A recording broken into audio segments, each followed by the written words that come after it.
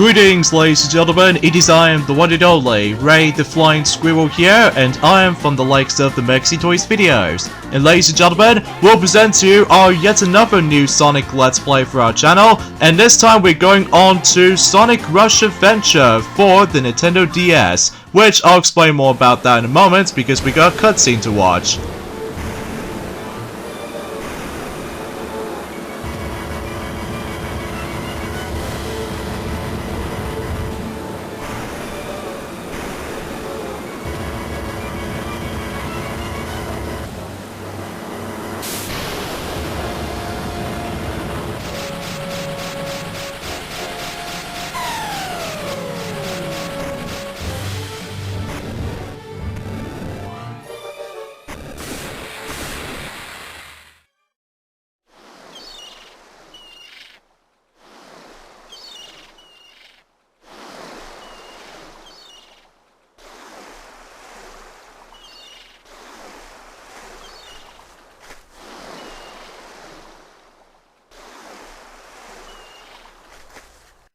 Okay, so apparently though, we somehow ended up in this deserted island, so as a result, no matter what though, we somehow managed to bump into a new character that was actually introduced in this game, which I'll explain more about that if we somehow manage to get the game started. So as a result, we once again have to go through in-game text boxes here and there, similar to the forms of how it does it in Sonic Rush. However, just like in Sonic Rush Let's Play, I was expecting to try to read any other dialogue during the forms of this particular cutscenes in general, but I'm afraid to tell you for this point, guys, I'm not very great at reading. Unlike Twilight Sparkle, that she was pretty much expert when it comes to the forms of reading some stuff, especially that she loves reading books so much, just like Belle from Beauty and the Beast, so I just want to classify that. So, anyways, this is Sonic Rush Adventure. Obviously, this game did came out on the Nintendo DS, and I believe, fundamentally speaking though, this game did came out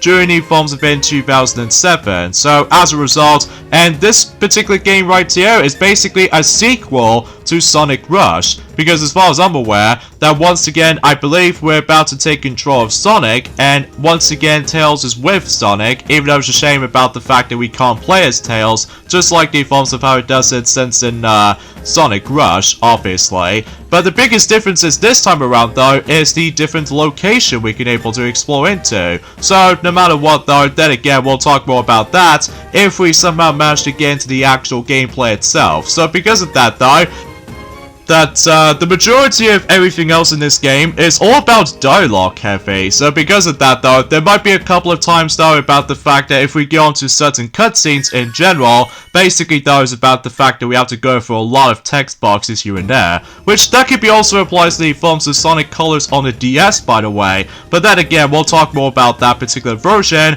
if we get around on doing Sonic Colors on the DS at long last, after so many years of able to expect to try to do that particular game as far as the DS version as far as I'm concerned. So anyway, for those of you probably wondering, is about the fact that yes, today is of course the 1st of July today, in some cases in 2024 today. So you know what that means? Welcome to the second half of 2024. So no matter what though, it's about the fact that I'm pretty sure as well that we've only got about 25 more days to go until the Paris 2024 Summer Olympics is about to start, specifically with the opening ceremony alongside with the forms of specific events will able to take place. So I'm not exactly sure of what specific events they're able to actually include on the first day of the forms of the actual Olympics itself. Although, then again though, we'll talk more details about the forms of the Paris Olympics later down the road, specifically when it gets to the point until at the very end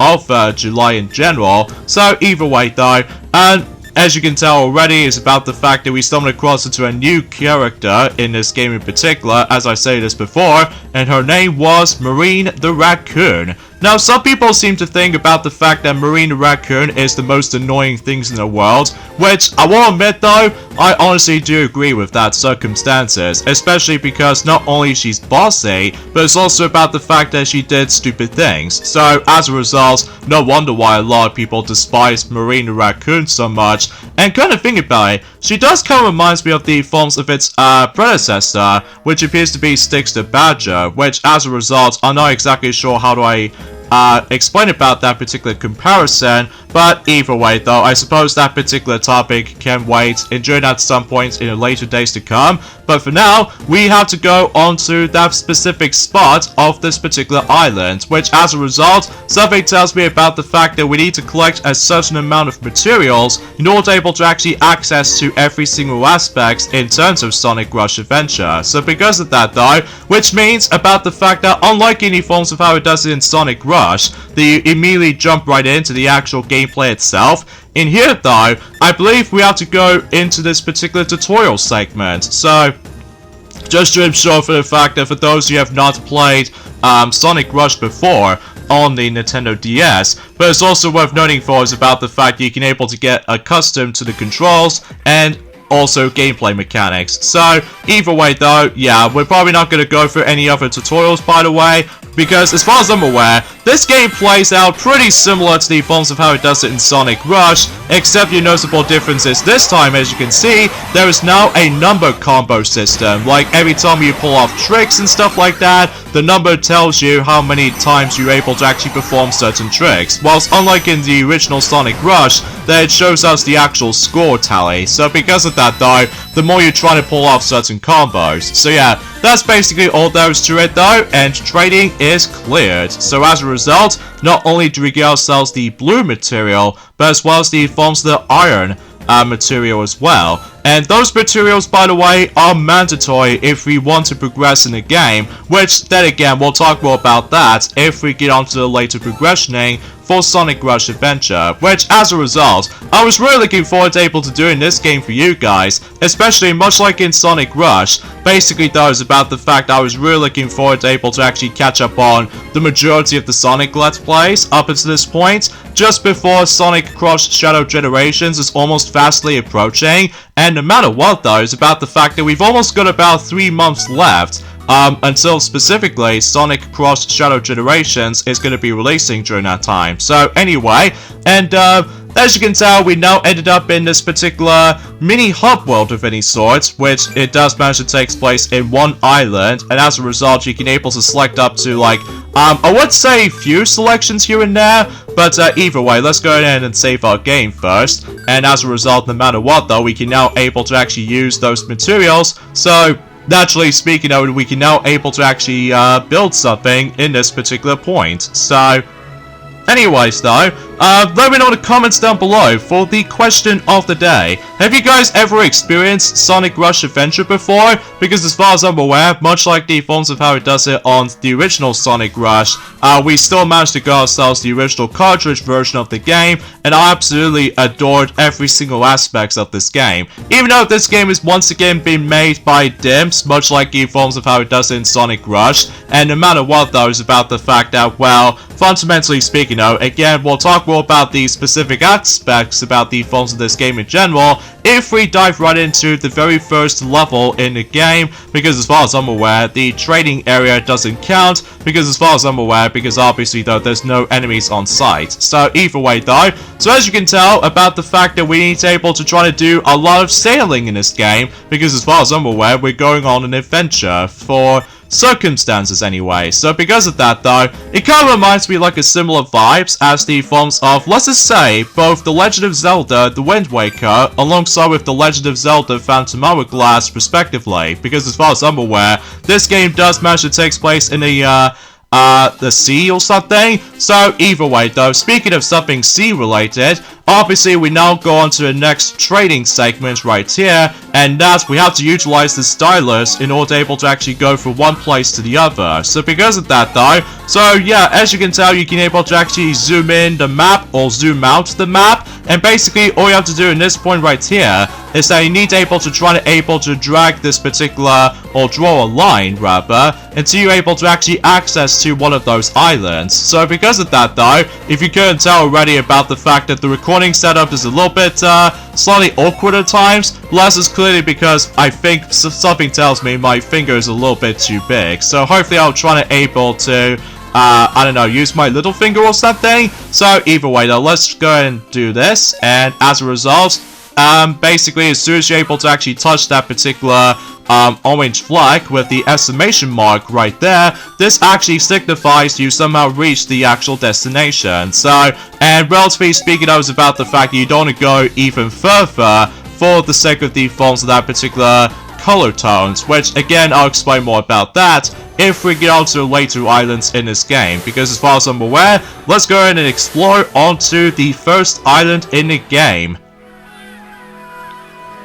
And every time whenever you go and just try to utilize with the actual sailing equipment, obviously those about the fact that we have to able to see that cutscene every time. So anyways, here we go to yet another training, which as a result it utilizes with the wave cyclone craft, and as a result, basically though, for every single crafts in the game, or sails for that matter, heavily utilizes stylus controls throughout the majority of the whole thing. Something very similar to the forms of how it does on the special stages in Sonic Rush. However, unlike in Sonic Rush though, is about the fact that obviously though, in order to able to actually go through level to level, there is actually a world map that you can able to actually select from zone to zone. Whilst in here though, in order to able to actually access to certain stages in the game, you have to be sure you need to able to actually discover them first. And as a result, you can able to actually do a sailing kind of event, and as a result, you can able to actually just try to do all sorts of things with the actual sailboats and stuff like that. Like, for instance, in Journey Forms of a Wave Cyclone, the very first sailboat we can able to take control of so far,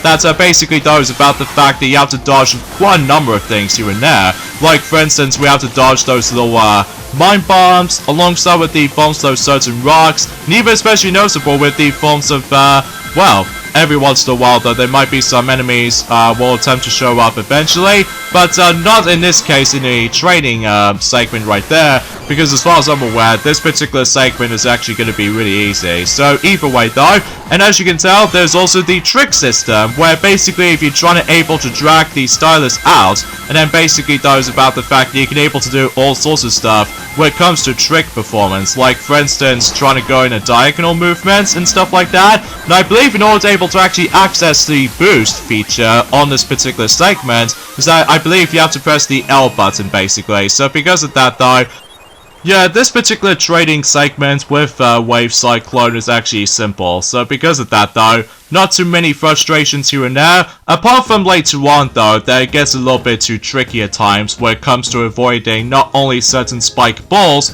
or specifically mine bombs essentially, but as well as the forms of some rocky structure as well. Because as far as I'm aware, each and every single sails boat does manage to able to have the health bar. So because of that though, if you get hit, you lose your bit of your health. However, if your health automatically runs out, this means you have to restart the entire exploration all over again. So yeah, that will be something worth noting for. So it looks like we finally made our way to the first island to able to explore into, and this place is filled to the brim with a lot of like vines, mushrooms, and etc, etc. So anyways, yeah, nothing else I can really say about this basically. So, and I think something tells me as well, we might able to actually come across into a next material eventually. So anyway, here we go into Plant Kingdom, the very first zone in the game. So it's basically, it's kind of like this similar structure as the forms of Leaf Storm from Sonic Rush. So yeah, let's get into the actual proper gameplay aspect when it comes to Sonic Rush Adventure.